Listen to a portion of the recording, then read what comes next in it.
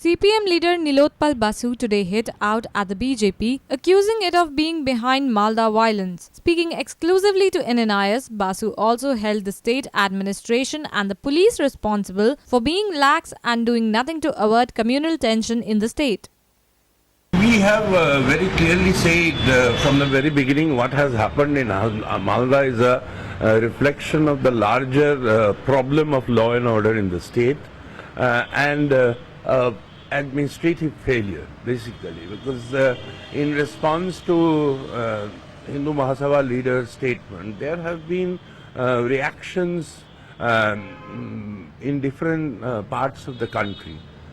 In Malda, what was happening that this particular area is crime prone, and there is a illegal opium trade, and now some allegations about manufacture of fake currency notes are also coming about.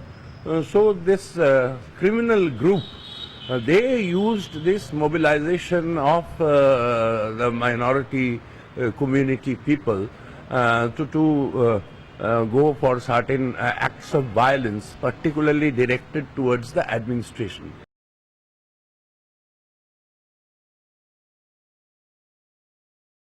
This was building up for quite some time. So what was the intelligence with the state administration, with the police, and what actions were taken to preempt that such an incident did not take place? The government is not very clear about that.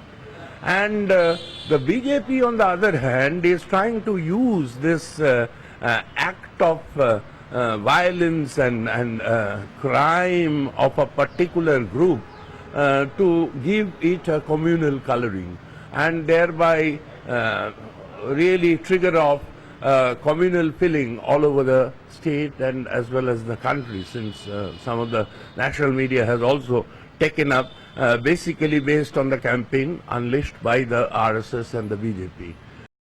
Powered by NNIS.